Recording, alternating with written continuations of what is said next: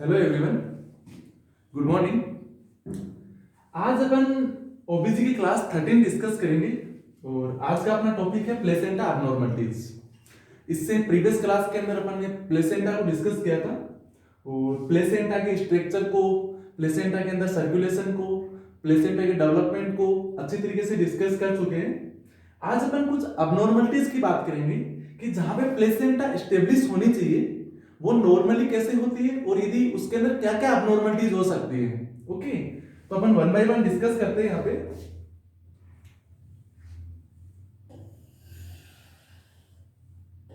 Okay, abnormalities of placenta.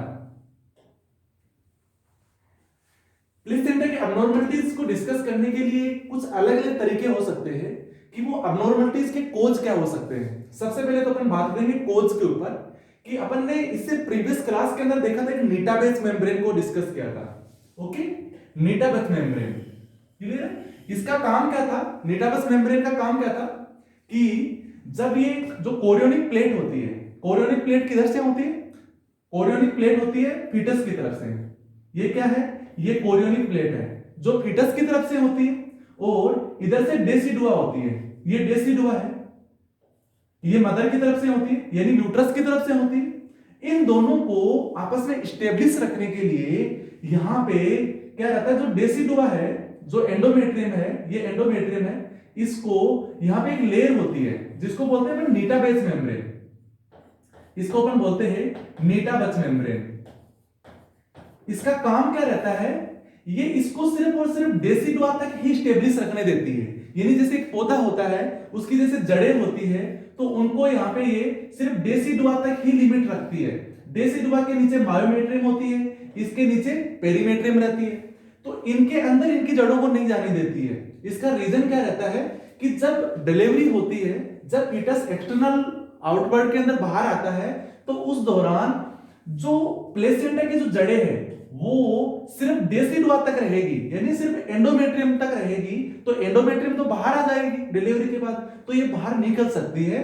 But जब ये myometrium के अंदर तक पेनेट्रेट हो जाएगी तो ये क्या बाहर निकल पाएगी? नहीं निकल पाएगी। यानी प्लेसेंटा का सेपरेशन नहीं हो पाएगा उस कंडीशन में। क्या ये पेरीमेट्रियम तक चली जाएगी तो हो पाएगा? बिल्कुल नहीं हो पाएगा, क्योंकि अपन यहां समझते हैं, ओके, यहां समझते हैं ये यूट्रस है और यूट्रस के अंदर 3 लेयर होती है। ये 3 लेयर है, अंदर ही अंदर वाली एंडोमेट्रियम, फिर मायोमेट्रियम, बाहरी बाहर वाली पेरीमेट्रियम। क्लियर है? तो जो एंडोमेट्रियम होती है इसका तो बाहर निकलना ही निकलना होता है, क्योंकि इसी के अंदर फीटस इंप्लांट हुआ है, इसी के अंदर प्लेसेंटा बन रही है और बेसिकली ये डेसिडुएट है यानी बाहर निकलने वाली लेयर है। ओके, बट इसके नीचे मायोमेट्रियम है जो वहीं पे स्टेब्लिश रहती है और सबसे थिक लेयर होती है मायोमेट्रियम, उसके नीचे पेरीमेट्रियम रहती है। अब जो एंडोमेट्रियम है जिसको अपन डेसिडुआ बोल रहे हैं, इसकी भी कुछ लेयर होती है। क्लियर है? इसकी भी 4 लेयर के अंदर अपन ने इसको डिवाइड किया गया था, जिसके अंदर सबसे पहली लेयर होती है उसका नाम होता है बेसालिस। ओके, इसका नाम होता है बेसालिस। तो ये जो प्लेसेंटा का अंदर तक जो पेनेट्रेट रहती है वो सिर्फ डेसिडुआ के सिर्फ और सिर्फ बेसालिस तक ही पेनेट्रेट रहती है, क्योंकि बेसालिस से अंदर नहीं जाती है, क्योंकि उससे आगे पेनेट्रेट होने पे उसको सेपरेशन होने के अंदर दिक्कत आती है। क्लियर है? तो इसके अकॉर्डिंग कुछ अबनॉर्मलिटीज को डिस्कस करेंगे कि यदि वहां पे नीटाबेस मेम्ब्रेन यदि एब्सेंट हो तो उसके कारण से 3 तरह की अबनॉर्मलिटीज कोज हो सकती है वहां पे। यानी प्लेसेंटा के अंदर जब नीटाबेस मेम्ब्रेन एब्सेंट हो तो कौन कौन सी अबनॉर्मलिटीज हो सकती है?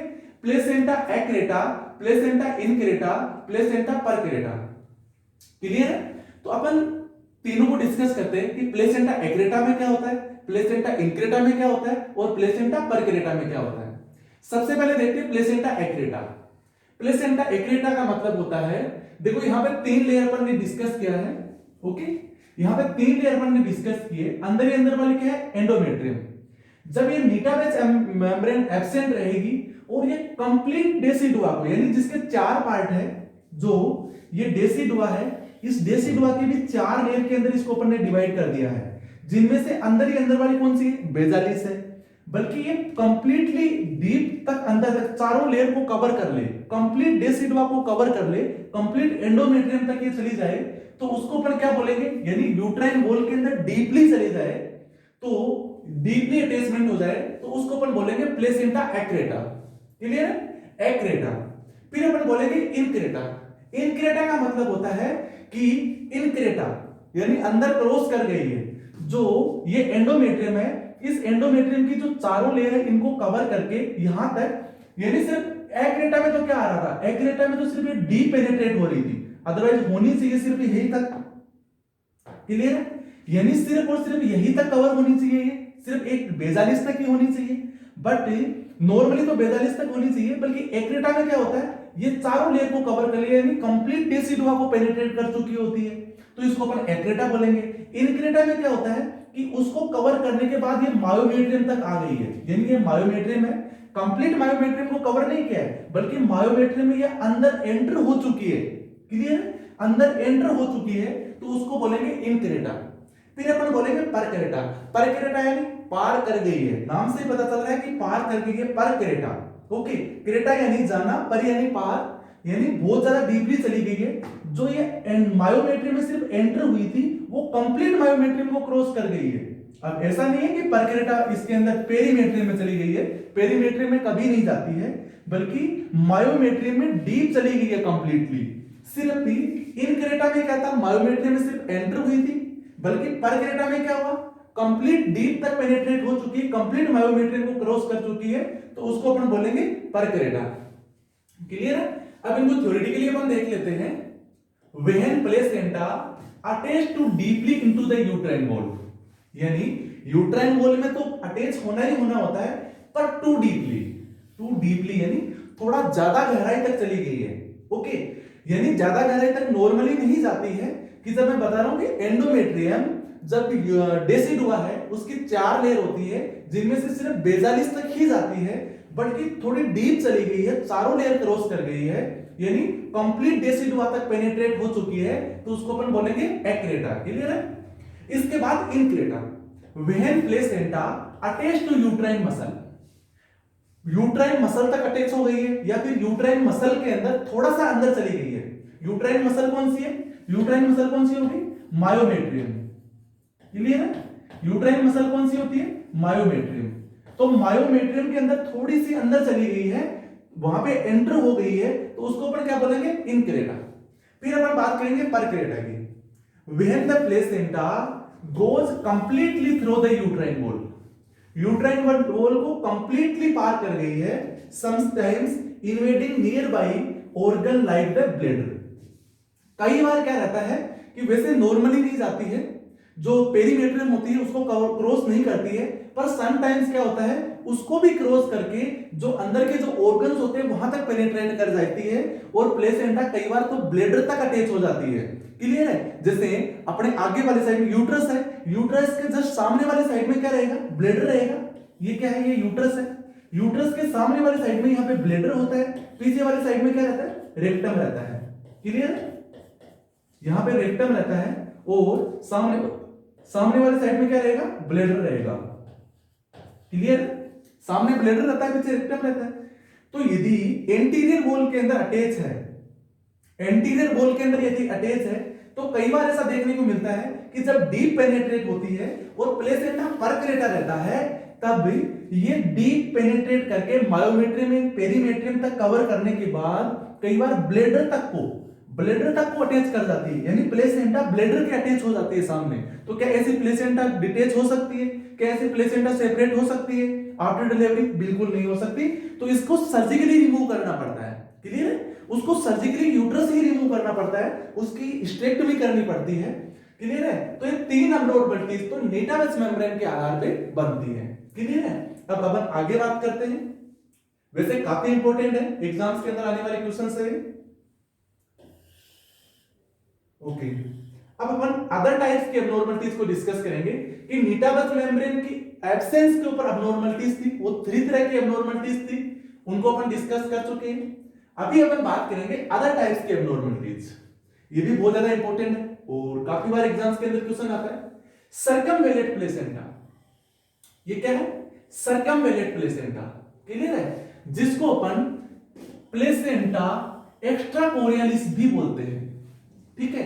एक्स्ट्राकोरियलिस क्यों बोलते हैं? क्योंकि जो कोरियन है, कोरियन से बाहर की अब्नॉर्मलिटीज है, यानी ये कोरियन से रिलेटेड एब्नॉर्मलिटीज नहीं है, कोरियन से बाहर के एब्नॉर्मलिटीज है, जिसको अपन यहाँ पे एक डायग्राम के थ्रू समझेंगे। It is variation in normal shape of placenta, ये तो क्लियर है, ये तो सभी प्रकार के एब्नॉर्मलिटीज में देखने को मिलेगा कि प्लेसेंटा की जो नॉर्मल शेप है उस शेप के अंदर कुछ वेरिएशन दिखाई देगा, यानी उससे हटके उसकी शेप होगी, उससे डिफरेंट शेप होगी, तो उसको अपन क्या बोलेंगे, प्लेसेंटा के एब्नॉर्मलिटीज। फिर बात करेंगे इन विच, इसके अंदर chorionic plate on the fetal side is too small, जो फीटल साइड की जो कोरियोनिक प्लेट है वो थोड़ी स्मॉल रहेगी।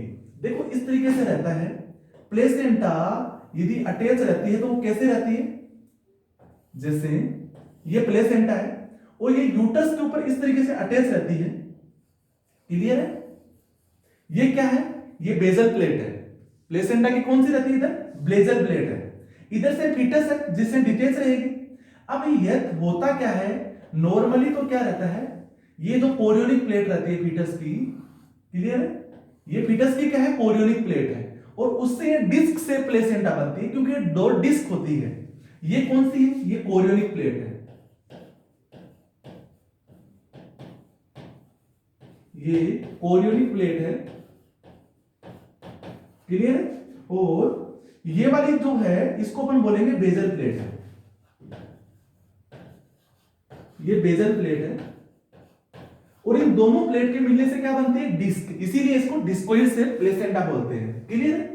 अब इसमें होता क्या है कि देखो इसके अंदर लिखा हुआ है कि chorionic plate on the fetal side is too small, जो ये कोरियोनिक प्लेट है वो इतनी नहीं होगी, क्योंकि इसका जो अटैचमेंट रहता है वो अटैचमेंट प्लेट के सेम साइज के अंदर प्लेट आएगी तो वहां पे सही अटैचमेंट रहेगा और नॉर्मल शेप बनेगी।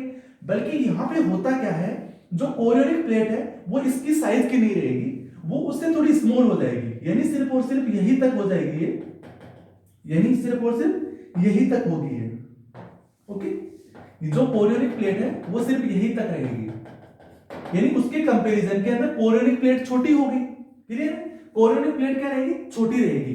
तो इसकी जो मेम्ब्रेन्स होगी, जो यहाँ पे फीटस की साइड से कुछ मेम्ब्रेन्स होती है, जो एमनियोन एंड कोरियोन रहती है, यहाँ पे जो एमनियोन एंड कोरियोन रहती है, जो एमनियोन एंड कोरियोन है वो यहां से अटैचमेंट रहती है नॉर्मली तो, बल्कि क्या यहाँ पे अटैचमेंट हो पाएगी, इधर नहीं हो पाएगी। तो इसमें क्या रहता है, इस कंडीशन के अंदर फीटल मेम्ब्रेन्स डबल वेग फोल्ड की दिखाई देगी, यानी डबल वेग दिखाई देगी यहाँ पे, fetal side around the edge of placenta. Placenta के एजेस कौन से, एजेस यानी किनारे, जो प्लेसेंटा के किनारे है यहाँ पे डबल फोल्ड दिखाई देगी, क्योंकि जब कोरियोनिक प्लेट इतनी सी है, अदरवाइज तो क्या रहता है, ये कोरियोनिक प्लेट यहां तक आती है और जो इसकी एमनियोन एंड कोरियोन है वो यहां से अटैच हो जाती है सिंगल फोल्ड के अंदर।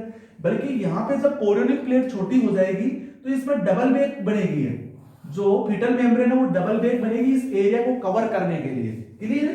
तो इस तरीके से इसकी शेप बन जाती है, जो अबनॉर्मल शेप रहती है, जिनके कारण से इसकी जो ब्लड वेसल्स है, जो यहां से जो ब्लड वेसल्स है वो कंप्लीटली इसके अंदर अटैच नहीं हो पाएगी। अदरवाइज जो कोरियोनिक प्लेट ऐसे रहती है तो फीटल ब्लड वेसल्स है वो यहां से अटैच होती है और इसको completely nutrition, completely oxygen easily मिल जाता है। बल्कि कोरियोनिक प्लेट ही छोटी रहेगी तो ब्लड वेसल्स होगी, कुछ तो यहां से मूव हो जाएगी और कुछ इसके अंदर जा पाएगी, तो इसको जाने वाला जितना भी न्यूट्रिएंट्स है वो न्यूट्रिएंट्स है वो बिल्कुल कम हो जाएंगे, यानी उनकी सप्लाई डिक्रीज हो जाएगी, क्लियर है। तो उसको न्यूट्रिशन बहुत ही कम मिल पाएगा। In this condition result decrease supply of nutrients to fetus, fetus को इसके कारण से न्यूट्रिएंट्स कम मिलेंगे। तो आपको जहां कहीं भी सर्कमवेलेंट प्लेसेंटा का लिखा हुआ जाए तो वहां पे सबसे पहले तो ये समझना है कि ये प्लेसेंटा के कोरियोन की एब्नॉर्मलिटीज नहीं है, यानी एक्स्ट्रा कोरियलिस है, ये एक्स्ट्रा कोरियलिस है, यानी कोरियोन्स के बाहर की एब्नॉर्मलिटीज है, जो इसके अंदर मेम्ब्रेन है उस मेम्ब्रेन की एब्नॉर्मलिटीज है, यानी प्लेसेंटा एक्स्ट्रा कोरियलिस है। जो प्लेसेंटा होती है वो कोरियोन से एक्स्ट्रा हो जाती है। देखो एक्स्ट्रा एंड कोरियलिस, एक्स्ट्रा यानी ज्यादा, क्लियर है, कोरियलिस यानी कोरियोन से, जो कोरियोनिक प्लेट है इससे प्लेसेंटा एक्स्ट्रा है, ये एक्स्ट्रा कोरियलिस है, क्लियर है, समझ गए। इसके बाद इस डायग्राम से भी यदि आप समझना चाहे समझ सकते हैं, हालांकि जो बेटर डायग्राम जो मैंने बताया है उसे इजीली समझ में आएगा, यहां से इतना नहीं समझ में आएगा।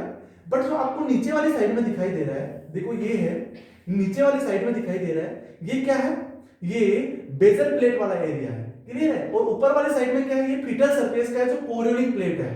अब जो कोरियोनिक प्लेट है, प्लेसेंटा के जो एजेस है वो तो यहां तक है, और इसके ऊपर जो प्लेट अटैच हो रही है वो यहीं से हो रही है, अदरवाइज ये यहां तक होनी चाहिए, कंप्लीटली पैक होना चाहिए। बट जो कोरियोनिक प्लेट है वो देखो इतनी सी दिखाई दे रही है ऊपर वाली साइड के अंदर, और इसके नीचे वाली साइड के अंदर ये वाला जो एरिया आपको दिखाई दे रहा है, ये वाला एरिया किसका है, बेजल प्लेट का। तो बेजल प्लेट की कंपैरिजन में कोरियोनिक प्लेट छोटी है यहाँ पे, क्लियर है। तो इसके कारण से इसका अटैचमेंट सही नहीं है, और यहाँ पे जो मेम्ब्रेन्स आपको दिखाई दे रही है, देखो ये मेम्ब्रेन्स है, इस मेम्ब्रेन का डबल फोल्ड बन चुका है, ये डबल बेक हो रखी है, यानी इसको कवर करने के लिए यहाँ पे इसको एक्स्ट्रा मेम्ब्रेन्स कवर करनी पड़ रही है, क्लियर है। तो ये होती है सर्कमवेलेंट प्लेसेंटा। इससे नेक्स्ट अपन डिस्कस करते हैं नंबर 5।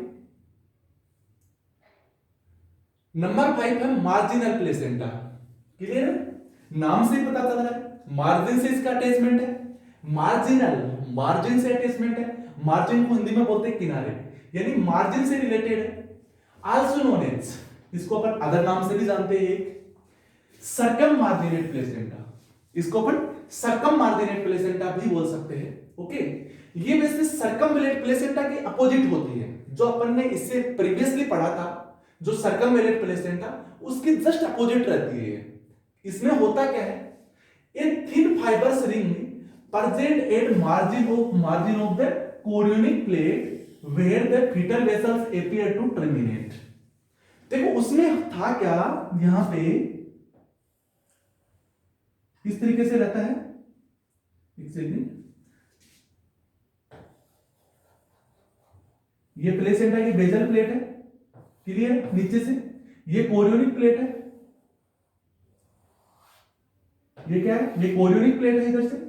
अब इसमें क्या था, उसमें तो यहां पे जो कोरियोनिक प्लेट छोटी थी, जिनके कारण से यहां पे डबल बेक मेम्ब्रेन बन रही थी, यानी एक्स्ट्रा मेम्ब्रेन बन रही थी, और इसके अंदर उल्टा है, यानी इससे जो कोरियोनिक प्लेट है वो एक्स्ट्रा है, ओके।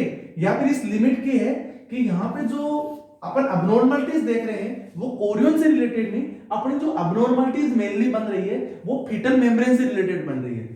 जो फीटल मेम्ब्रेन है वो फीटल मेम्ब्रेन वहां पे डबल बेक दिखाई दे रही थी, इसके अंदर सिंगल मेम्ब्रेन बनेगी और थिन मेम्ब्रेन बनेगी, यानी बहुत ही पतली मेम्ब्रेन दिखाई देगी, जिनके कारण से जो फीटल ब्लड वेसल्स है, यहां से जो फीटल ब्लड वेसल्स होती है जो प्लेसेंटा के अंदर यहां पे जानी होती है, वो यहीं से टर्मिनेट हो जाएगी, यानी उसके अंदर तक जा ही नहीं पाएगी, यहीं से जो मेम्ब्रेन्स होती है इस मेम्ब्रेन के अंदर ही वहां पे प्लेसेंटा के अंदर रहती है, जो यहीं से टर्मिनेट होने लग जाएगी, यानी इस तरीके से जाने लग जाएगी, तो उसके अंदर नहीं जा पाएगी। तो उससे क्या होगा, न्यूट्रिशन ऑक्सीजन वो सब चीजें नहीं सप्लाई हो पाएगी उसको, क्लियर है।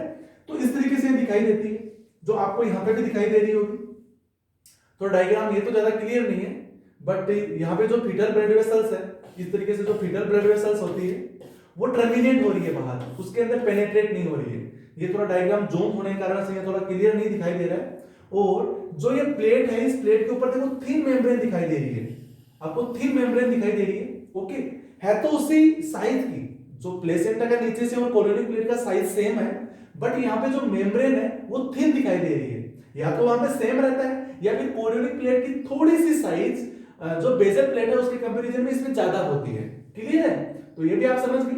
बल्कि इसके अंदर इतना जरूर याद रखना है कि जो सर्कमवेलेंट प्लेसेंटा होती है जस्ट उसका अपोजिट होता है मार्जिनल प्लेसेंटा, क्लियर है, मार्जिनल प्लेसेंटा या फिर सर्कम मार्जिनेट प्लेसेंटा। तो ये अपनी नेक्स्ट अबनॉर्मलिटीज देखते हैं, okay. Placenta membranacea, placenta membranacea, all of the fetal membrane are covered by functioning villi. देखो जो फीटल मेम्ब्रेन की ही बात कर रहे हैं इसके अंदर, और वो किससे कवर रहती है, फंक्शनिंग विलाई। इसको थोड़ा सा समझते हैं, अपन अच्छे से समझना पड़ेगा। Placenta develops as a thin membrane structure occupying the entire periphery of chorion. इसको आप थोड़ा सा समझिएगा अच्छे से, इसको एक डायग्राम के थ्रू अपन समझने की कोशिश करते हैं, क्लियर है। ये क्या है, कोरियोनिक प्लेट, ये क्या है, ये बेजल प्लेट है, क्लियर है। ये क्या है, बेजल प्लेट है, ये बेजल प्लेट है, और ये क्या है, ये कोरियोनिक प्लेट है,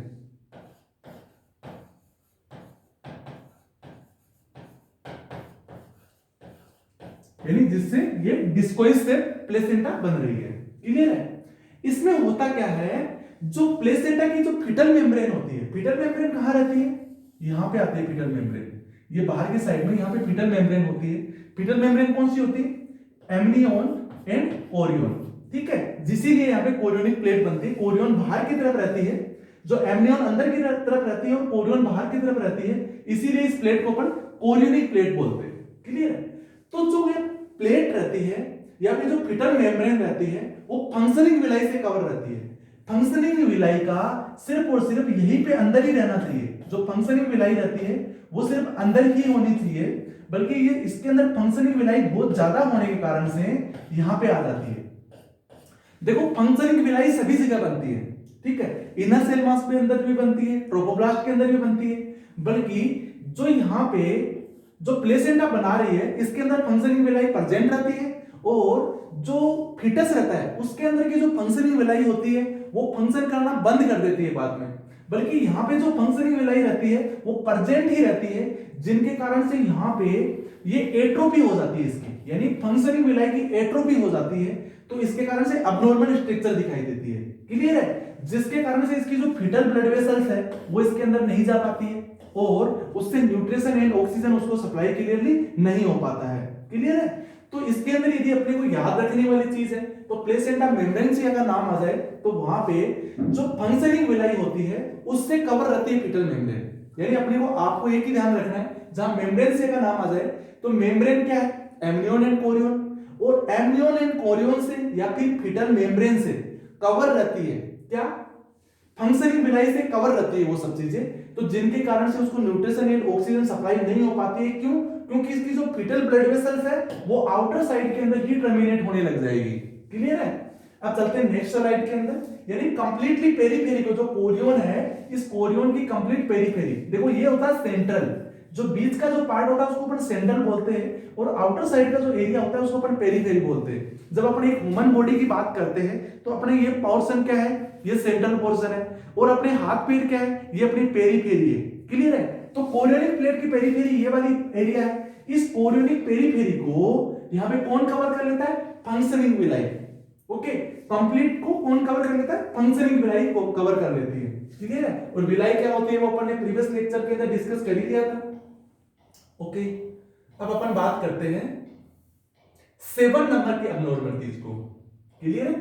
प्लेसेंटा सक्सेंचुरेटा बहुत ही इंपॉर्टेंट है, एग्जाम्स के अंदर काफी बार आता है, सक्सेंचुरेटा का बहुत सी बार क्वेश्चंस आता है।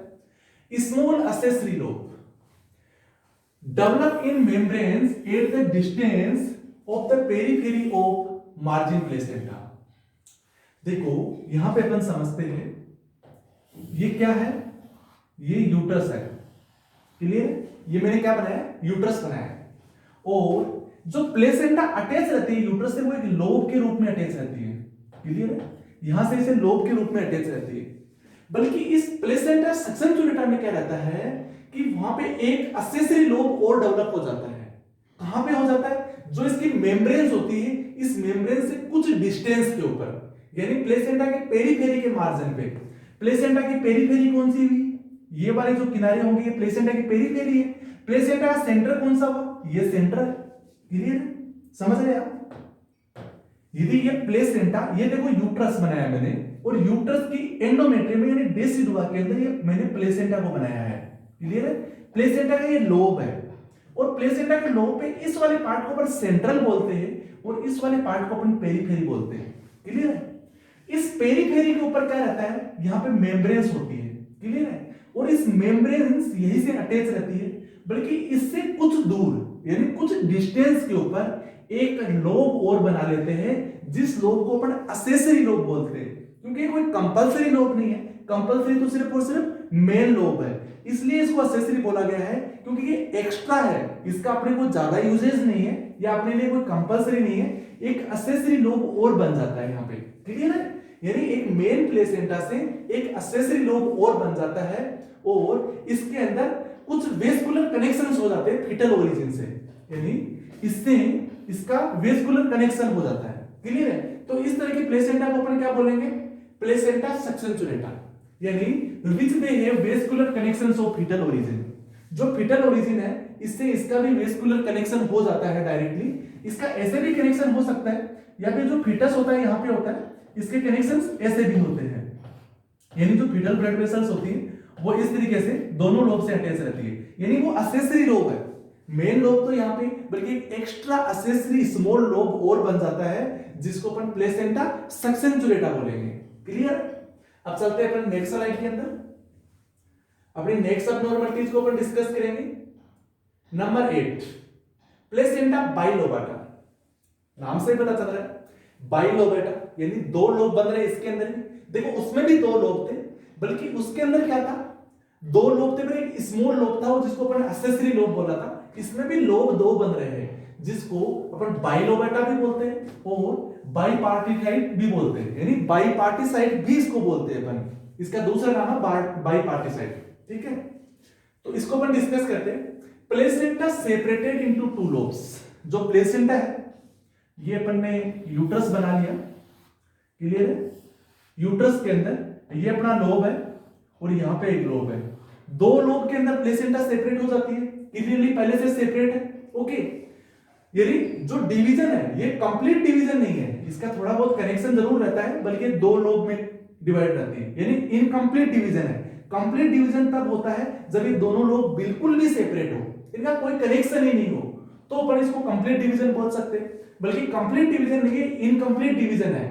और जो वेसल्स होगी फीटल ओरिजिन की, फीटल ओरिजिन यानी फीटस इधर है, इस फीटस की जो ब्लड वेसल्स होगी वो एक्सटेंड हो जाएगी from one lobe to the other before uniting to form the umbilical cord, यानी अम्बिलिकल कॉर्ड बनाने से पहले ही इसके अंदर अटैच हो जाएगी, यानी इस तरीके से अम्बिलिकल कॉर्ड बनने से पहले ही दोनों के अंदर डिवाइड हो जाएगी। क्लियर है? दोनों के अंदर बराबर मात्रा में सप्लाई करेगी और जो दोनों लोब भी होंगे वो इक्वल साइज के रहेंगे, यानी ये दोनों लोब है वो इक्वल साइज के लोब है। देखो इससे पहले अपन ने देखा था सक्सेंचुरेटा के अंदर देखा था लोब उसमें भी दो थे, बल्कि उसमें वो दोनों इक्वल साइज के नहीं थे, उसके अंदर एक एक्सेसरी लोब बन गया था, बल्कि यहाँ पे दोनों कंपलसरी है, दोनों सेम साइज के, यानी उसके अंदर यदि छोटे वाला ना भी हो तो एक लोब से काम चल सकता था, ऐसा लोब था वो, क्योंकि वो कंप्लीटली लोब था। बल्कि यहाँ पे इनकम्प्लीट डिवीजन है, कोई भी एक लोब यहाँ पे इसके लिए सफिशिएंट नहीं है। क्लियर है? तो इसको अपन एक्सेसरी नहीं बोलेंगे, इसको बाइलोबेटा बोलेंगे, यानी दो लोब वाले प्लेसेंटा। क्लियर है? यानी अम्बिलिकल कॉर्ड बनने से जस्ट बिफोर, यानी जस्ट पहले ही ये दोनों को सप्लाई करने लग जाता है फीटल वेसल्स। क्लियर? अब नेक्स्ट अपन देखते हैं प्लेसेंटा स्पूरिया। प्लेसेंटा स्पूरिया, ठीक है, ये भी बहुत इंपॉर्टेंट है, ये भी काफी बार एग्जाम्स के अंदर आता है। इसके अंदर क्या रहता है, one or more small lobes of placenta size of cotyledon may be placed at varying distance from the placenta margin। ये अपना यूट्रस बन गया, क्लियर है?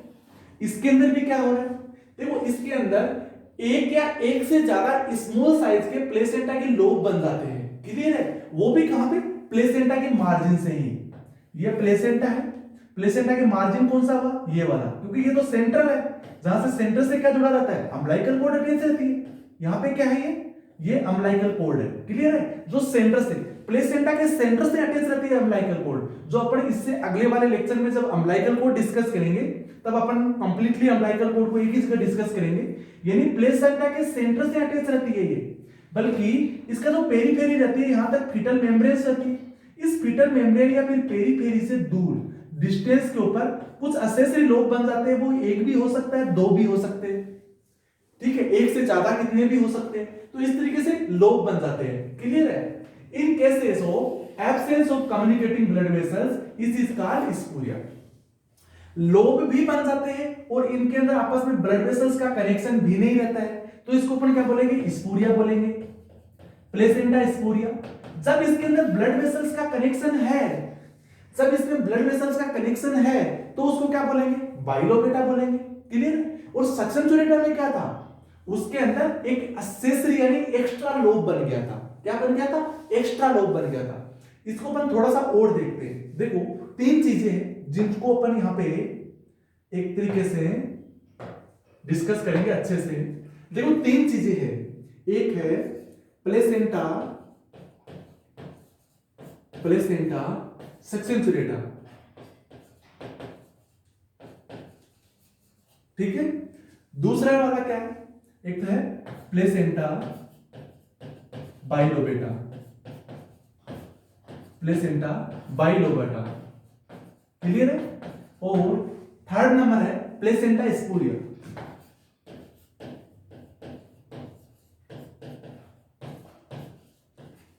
प्लेसेंटा स्पूरिया, क्लियर है तीनों के नाम। इन तीनों के अंदर डिफरेंस देखेंगे जिससे कि आपको थोड़ा सा और अच्छे से समझ में आएगा। और यहीं पे अपन एक यूट्रस की स्ट्रक्चर बना लेते हैं, तीनों के अंदर रफली स्ट्रक्चर बना लेते हैं। ओके, क्लियर है। यहां पे वैसे बनी हुई है, क्लियर है। इसको अपन थोड़ा सा रिटर्न भी ड्रॉ करते हैं।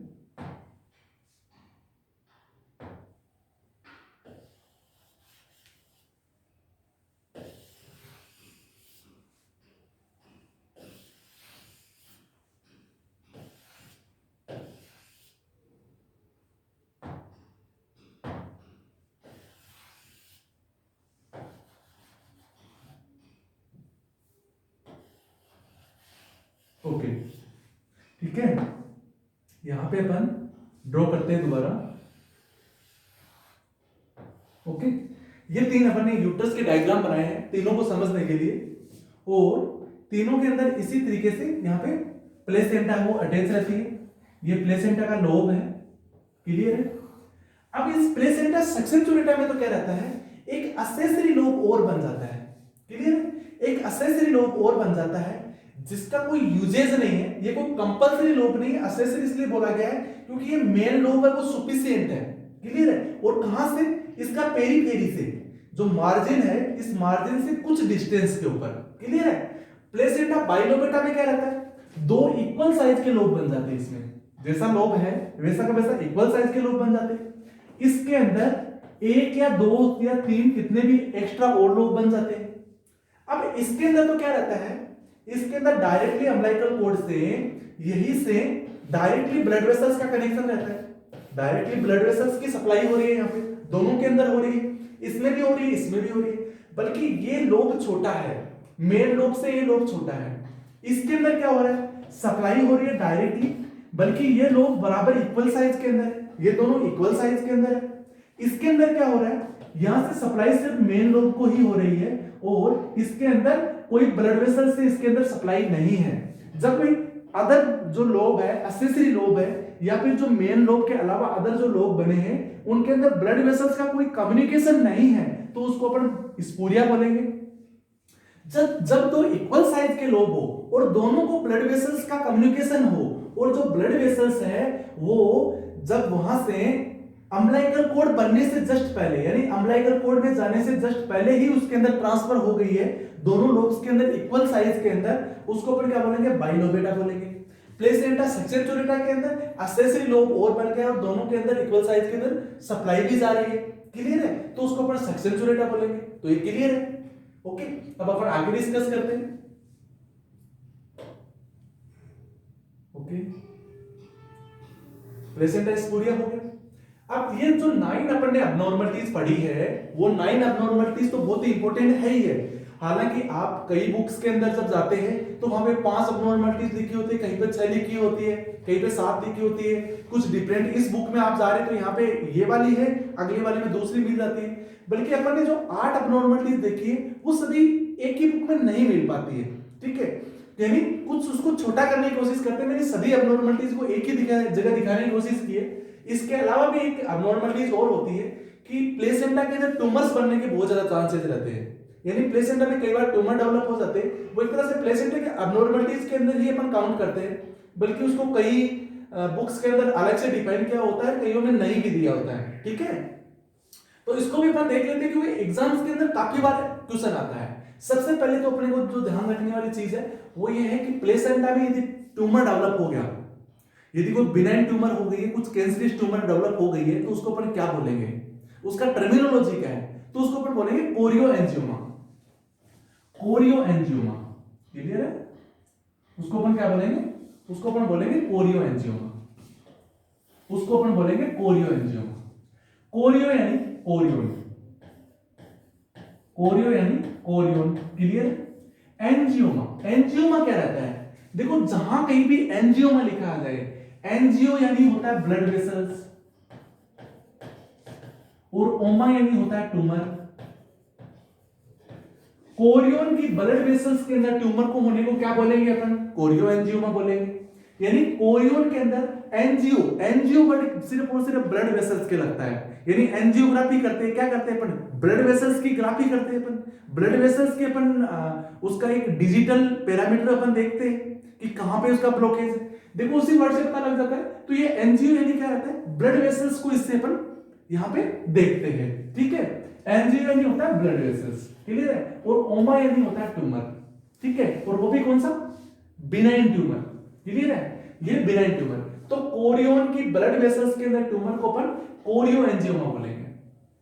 ये मोस्ट कॉमन बिनाइन ट्यूमर है प्लेसेंटा की। यदि क्वेश्चन आता है एग्जाम के अंदर कि प्लेसेंटा की मोस्ट कॉमन बिनाइन ट्यूमर क्या है, यदि मोस्ट कॉमन बिनाइन ट्यूमर के अंदर पूछा जाए तो वो क्या होगा, कोरियोएंजियोमा। एक तरह से आंसर हो गया। अब अपन कोरियोएंजियोमा होता क्या है इसको डिटेल से यहां पे डिस्कस करते हैं। कोरियोएंजियोमा एक एवेस्कुलर मास्क होता है। एवेस्कुलर मास्क इसको क्यों बोला गया है, देखो ए यानी एब्सेंट, वेस्कुलर यानी वेसल्स, और मास यानी इसके अंदर ब्लड वेसल्स नहीं होती है। वैसे ब्लड वेसल्स की ही एक तरह की कैंसर है, बल्कि इसके अंदर ब्लड वेसल्स अंदर नहीं होती है, जो मास बन जाता है उस मास के अंदर कोई भी ब्लड वेसल्स नहीं रहती है। और जब कोई भी ट्यूमर है उस ट्यूमर के अंदर यदि ब्लड वेसल्स प्रेजेंट रहती है तो उसको अपन बोलते हैं वेस्कुलर, और जब जिसमें सिर्फ एब्सेंट रहती है उसको अपन क्या बोलेंगे, एवेस्कुलर, ठीक है। अराइज फ्रॉम कोरियोन क्लियर है, कोरियोन से बनती है, कोरियोन से अराइज होती है, इसीलिए इसको अपन कोरियोएंजियोमा बोलते हैं। लार्ज कोरियोएंजियोमा कैन लीड्स टू, यदि कोरियोएंजियोमा यदि लार्ज साइज का हो गया है तो उससे क्या क्या अबनॉर्मलिटीज हो सकती है, अपनी बॉडी में क्या क्या कॉम्प्लिकेशंस हो सकती है। जैसे जो मदर है जो प्रेग्नेंट है, तो प्रेग्नेंट मदर को कोरियोएंजियोमा की कंडीशंस के अंदर यदि इस तरह की सिचुएशंस देखने को मिलती है तो उससे क्या क्या अबनॉर्मलिटीज हो सकती है, और फीटस को क्या क्या अबनॉर्मलिटीज हो सकती है, उन सभी चीजों को यहाँ पे अपन डिस्कस करेंगे। सबसे पहले तो यहाँ पे वर्ड आया है लार्ज कोरियोएंजियोमा। ये लार्ज की बात करें, कितना लार्ज, और स्मॉल होगा तो क्या उससे कोई अबनॉर्मलिटीज नहीं होगी। तो जब स्मॉल कोरियोएंजियोमा हो, जब इस तरीके से हो, जब स्मॉल, यहां पे कोई लाइन ऐड कर लेना आप, स्मॉल कोरियोएंजियोमा हो, स्मॉल कोरियोएंजियोमा हो, तो ये क्या लीड्स कर सकता है, ये अनसिग्निफिकेंट है, अनसिग्निफिकेंट है, यानी इससे कुछ अबनॉर्मलिटीज तो होती है बल्कि क्लियरली नहीं है और कोई कन्फर्म नहीं है कि वो प्रॉब्लम हो ही हो, इसलिए अनसिग्निफिकेंट है। यदि ये लार्ज साइज का कोरियोएंजियोमा हो, यदि लार्ज साइज का कोरियोएंजियोमा हो, लार्ज कितना, यानी 5 सेंटीमीटर से ज्यादा, सॉरी 5 mm से ज्यादा, यानी 5 mm से ज्यादा साइज का यदि कोरियोएंजियोमा हो तो उसको अपन लार्ज कोरियोएंजियोमा के अंदर काउंट करते हैं। यानी लार्ज कोरियोएंजियोमा के अंदर किसको कंसीडर करेंगे अपन, 5 mm उसकी कम से कम साइज होनी चाहिए। यदि 5 mm से कम है तो उसको अपन क्या बोलेंगे, उसको अपन स्मॉल कोरियोएंजियोमा बोलेंगे, क्लियर। तो लार्ज कोरियोएंजियोमा हो गया तो उससे क्या क्या लीड हो सकता है, क्या क्या मेटरनल कॉम्प्लिकेशंस हो सकती है। पॉलीहाइड्रोएमनियोज, कोरियोएंजियोमा होगा तो पॉलीहाइड्रोएमनियोज होगा, क्यों होगा, एंजियोमा में क्या रहता है, बिनाइन ट्यूमर की जहां पर भी नाम होता है तो आप समझ जाइएगा कि वहां पे सेल का मल्टीप्लिकेशन होता है, यानी सेल्स का जितना डिवाइडेशन होता है उसके कंपैरिजन में कुछ ज्यादा डिवाइडेशन हो रहा है, यानी सेल्स की जो काउंट है वो बढ़ चुकी है वहां पे, ओके, यानी सेल्स की संख्या भी बढ़ चुकी है और उसकी साइज भी बढ़ चुकी है, ओके। तो उस कंडीशन के अंदर जो एमनियोटिक फ्लूइड बनता है वो किससे बनता है, कुछ सेल से ही बनता है। जब वहां पे ये सभी चीजें ज्यादा रहेगी तो एमनियोटिक फ्लूइड भी ज्यादा बनेगा। यानी जो चीज ज्यादा है वो ज्यादा ही फंक्शन करेगी, तो वहां पे पॉलीहाइड्रोएमनियोज देखने को मिलेगा। पॉलीहाइड्रोएमनियोज किसको बोलते हैं? नॉर्मल एमनियोटिक फ्लूइड की वॉल्यूम होती है उसके कंपैरिजन में ज्यादा हो जाता है तो उसको पॉलीहाइड्रोएमनियोज बोलते हैं, जिसको अपन आगे एमनियोटिक फ्लूइड में डिस्कस करेंगे। फिर बोलते हैं पीआईएच। पीआईएच का क्या मतलब होता है? Pregnancy associated hypertension. ओके, यानी प्रेगनेंसी इंड्यूस्ड हाइपरटेंशन। प्रेगनेंसी के अंदर हाइपरटेंशन हो जाएगी। हाइपरटेंशन क्यों होगा? प्रेगनेंसी इंड्यूस्ड हाइपरटेंशन के अंदर जब एमनियोटिक फ्लूइड वॉल्यूम बढ़ेगा, जब बॉडी के अंदर फ्लूइड की कैपेसिटी बढ़ेगी तो उससे हाइपरटेंशन होगा, यानी उसको एक्स्ट्रा फ्लूइड के कारण से हाइपरटेंशन हो जाएगा। प्रीटर्म लेबर देखने को मिलेगा। क्यों होगा? क्योंकि जब एक ट्रम के ऊपर जितना स्पेस यूट्रस का कवर करना चाहिए उससे पहले ही ट्यूमर होने के कारण से वो स्पेस कवर हो जाएगा। जब एक यूट्रस है, यूट्रस की स्ट्रेंथ की अपन बात करें तो जब ये यूट्रस है वो यहाँ पे एग्जांपल्स के तौर पे अपन देखिए कि 20 mm यदि स्ट्रेच हो सकता है तो अपन ये देख सकते हैं 9 मंथ की टर्म प्रेगनेंसी पे, ये 9 मंथ की टर्म प्रेगनेंसी पे 20 mm स्ट्रेच हो रहा है, और स्ट्रेच होने के जस्ट ही कंप्लीटली स्ट्रेच हुआ डिलीवर हो जाता है फीटस। बल्कि यहाँ पे ट्यूमर के कारण से 9 मंथ से पहले ही वो स्ट्रेचिंग कंप्लीट हो चुकी है, उसकी जितना साइज बढ़ना चाहिए वो पहले ही बढ़ चुका है, तो वहां पे प्रीटर्म देखने को मिलेगा। प्रीटर्म लेबर हो सकती है। इंक्रीज्ड एएफपी, यानी इंक्रीज्ड एएफपी, यानी एएफपी की जो वॉल्यूम होगी वहां पे वो इंक्रीज हो जाएगी। ओके, वहां पे यानी वहां पे एएफपी होगा वो वहां पे ज्यादा देखने को मिलेगा। फिर अपन फीटल कॉम्प्लिकेशंस की बात करेंगे। फीटल कॉम्प्लिकेशंस क्या क्या हो सकती है? हाइड्रोप्स देखने को मिलेगा वहां पे। हाइड्रोप्स क्या होता है? यानी हाइड्रोप्स का मतलब होता है ऐसा फीटस जिसमें फ्लूइड की वॉल्यूम बहुत ज्यादा है, जो हाइड्रोप्स है, तो हाइड्रोप्स देखने को मिलेगा। इन सभी कॉम्प्लिकेशंस को और भी ज्यादा डिटेल से अपन वन बाय वन आगे डिस्कस करेंगे। आगे वाले लेक्चर्स है वो सारे के सारे इन्हीं वर्ड्स के ऊपर टिके रहते हैं। ओके, आईयूजीआर देखने को मिलेगा, यानी इंट्रायूट्राइन ग्रोथ रिटार्डेशन देखने को मिलेगा। फीटल अबनॉर्मलिटीज, फीटल कार्डियोमेगाली दिखाई देगा, यानी फीटस का जो कार्डियक है, जो हार्ट है वो मेगाली हो जाएगा, यानी फीटस की जो हार्ट है उसकी साइज इंक्रीज हो जाएगी, तो उसको अपन फीटल कार्डियोमेगाली बोलेंगे। क्लियर है? तो ये भी समझ में आ गया। तो कुछ मेटरनल कॉम्प्लिकेशंस होगी, कुछ फीटल कॉम्प्लिकेशंस होगी। मेटरनल कॉम्प्लिकेशंस इसलिए होगी क्योंकि वहां पे वो सभी सेल्स ज्यादा काम कर रही है। फीटल कॉम्प्लिकेशंस इसलिए होगी कि हाइड्रोप्स फीटालिस के अंदर, फीटस के अंदर एमनियोटिक फ्लूइड ज्यादा होने के कारण से फ्लूइड की वॉल्यूम बहुत ज्यादा रहेगी। इंट्रायूट्राइन ग्रोथ रिटार्डेशन इसलिए होगा कि प्लेसेंटा में ट्यूमर हो जाएगा तो वहां पे इतना न्यूट्रिशन और ऑक्सीजन नहीं आ पाएगा, और यदि कुछ आएगा भी तो उन सभी चीजों को भी, यानी ट्यूमर है उसको भी तो चाहिए, न्यूट्रिशन भी चाहिए, ब्लड भी चाहिए। फिर फीटल कार्डियोमेगाली, क्योंकि हार्ट को ज्यादा काम करना पड़ेगा इसलिए कार्डियोमेगाली हो जाएगा। ओके, इसका थोड़ा सा पार्ट और है उसको भी अपन डिस्कस करते हैं। फॉलोइंग ट्यूमर मेटास्टेसिस इन प्लेसेंटा, ऐसे कौन कौन से ट्यूमर होते हैं जो प्लेसेंटा के अंदर मेटास्टेसिस हो सकते हैं? अपनी बॉडी के अंदर कुछ अदर ट्यूमर भी तो होते हैं, सिर्फ प्लेसेंटा का जो ट्यूमर होगा उसको तो अपन कोरियोएंजियोमा बोल सकते हैं, जो एक तरीके से फीटस और मदर दोनों के लिए बहुत ही ज्यादा घातक होता है, बहुत ही ज्यादा डेंजरस होता है। बल्कि ऐसे अपनी बॉडी में अदर टाइप के कौन कौन से ट्यूमर्स होते हैं जो प्लेसेंटा में मेटास्टेसिस हो सकते हैं। ये मेटास्टेसिस क्या होता है? यानी जहां पे जो कैंसर बना है उसका एक जगह से दूसरी जगह स्थानांतरित हो जाना, दूसरी जगह ट्रांसफर हो जाना, वो मेटास्टेसिस कहलाता है। क्लियर है? तो सबसे पहले बात करेंगे मेलिनोमा। ठीक है, मेलिनोमा क्या होता है? जो मेलेनोसाइट सेल होती है जो अपनी मेलानिन का सिक्रीशन करती है, उसके अंदर यदि ट्यूमर डेवलप हो जाए, वहां पे कैंसर डेवलप हो जाए तो उसको अपन मेलेनोमा बोलते हैं। तो जो मेलेनोमा एक ऐसी चीज है जो सभी जगह मेलेनोसाइट की सप्लाई करती है, सभी सेल्स, तो वो वहां पे ट्यूमर हो गया तो वो प्लेसेंटा के अंदर वहां पे मेटास्टेसिस हो सकता है। फिर अपन ल्यूकेमिया की बात करेंगे तो ये ल्यूकोसाइट्स का कैंसर है। ओके, और ल्यूकोसाइट्स भी अपनी बॉडी में सभी जगह मूव होती है, ट्रांसफर होती रहती है, इसलिए वो भी यहाँ पे मेटास्टेसिस हो सकता है। फिर अपन लिम्फोमा की बात करेंगे। ठीक है, तो लिम्फ भी अपनी बॉडी में सर्कुलेट होता रहता है, इसलिए ये भी वहां पे ट्यूमर डेवलप हुआ है जो वहां पे मेटास्टेसिस हो सकता है। ब्रेस्ट कैंसर की बात करते हैं तो ये कुछ हार्मोन्स के द्वारा और कुछ सिक्रीशंस के द्वारा वहां पे मेटास्टेसिस हो सकता है। अब ये 4 ट्यूमर है जिनके एग्जाम्स के अंदर क्वेश्चन भी आते हैं और आपको याद रखना है, क्योंकि कई बार क्वेश्चंस के अंदर क्वेश्चन पूछ लिया जाता है कि इनमें से कौन कौन से जो कैंसर है जो उसके अंदर मेटास्टेसिस हो सकते हैं, या फिर एक्सेप्ट का क्वेश्चन आ जाता है, जो आजकल बहुत ज्यादा क्वेश्चन आते हैं कि एक्सेप्ट में से कौन कौन सा है। ये 3 आपको यहाँ पे दे दिए और वहां पे कोई एक दूसरा दे दिया, तो आपको उसमें से उसको छांटना होता है। क्लियर है? तो इसलिए इन चारों को आप जरूर अच्छे से याद कर लीजिएगा, इनको तो कभी मत भूलिएगा।